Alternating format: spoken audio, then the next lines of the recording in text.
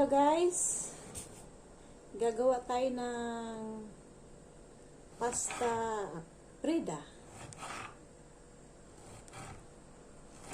tanghalian at hapunan.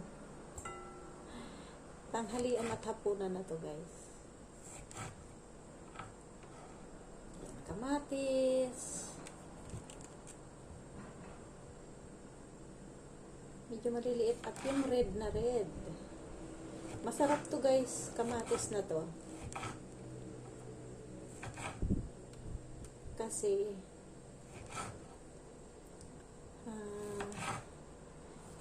maganda yung pagkakahinog niya.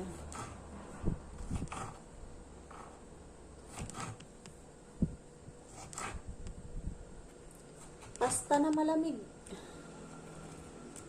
Pasta na malamig ang ating tanghalian. Hanggang hapunan na rin dahil late na akong uuwi.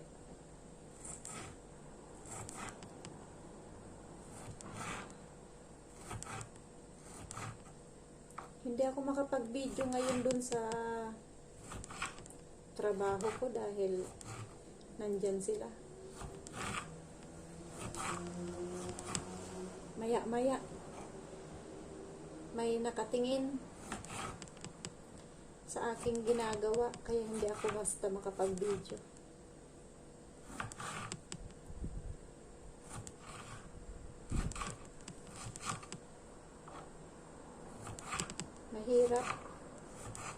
Mahirap guys ang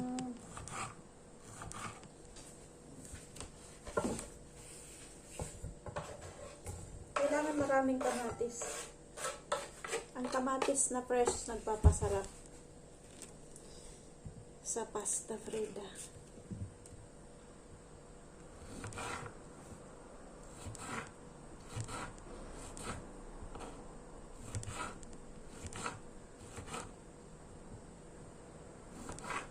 Ang sangkap natin ay olive oil, olive na bunga,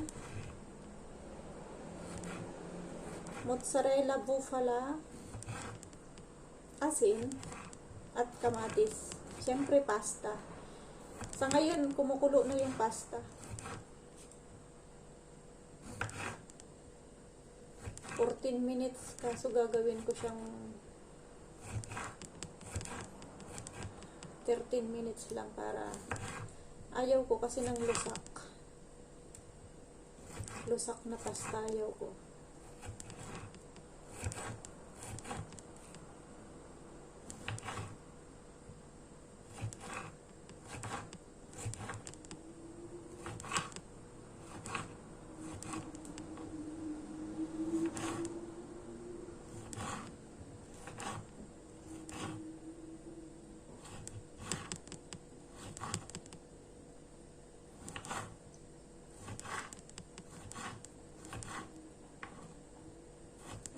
Pagkatapos maghiwa ng kamatis, opla.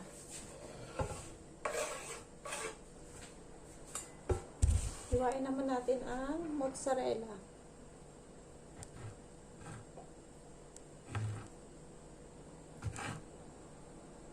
Mukha naman tong hindi mukha namang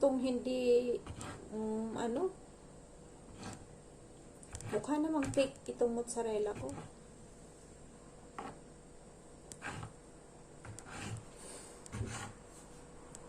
Mukhang hindi masarap yung mozzarella.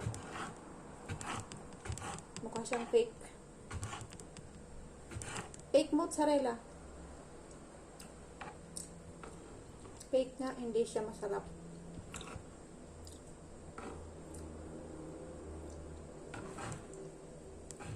Ay, pagpasensya ng hindi masarap na mozzarella.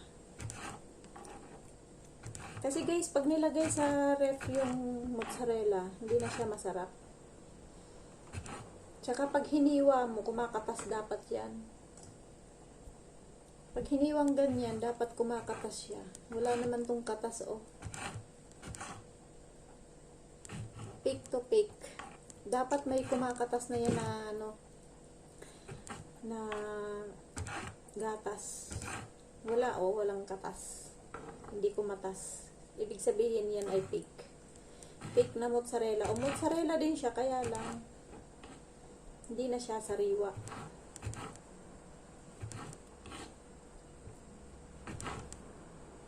Ayan o, walang kakatas-katas na lumabas.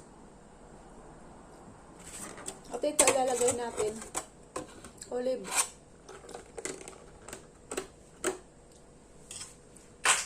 Ayan, hintayin ko yung pasta. Lagyan ng olive oil. Madaming olive oil.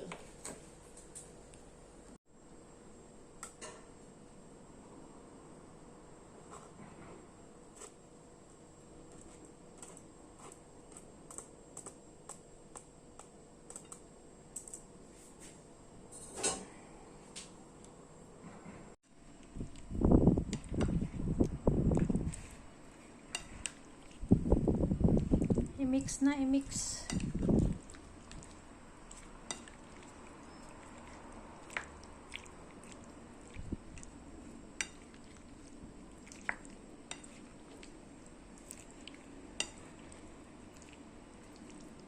Mas madami yung sahog kaysa pasta. Kasi konti lang dapat ang pasta.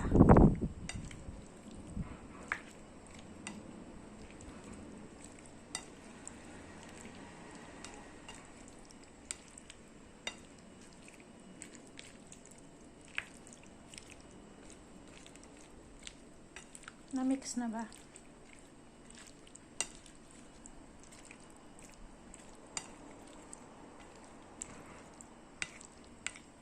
Yan, kailangan mag-absorb yung pasta mo na dyan. Mas masarap siya pag pag naano sa sauce na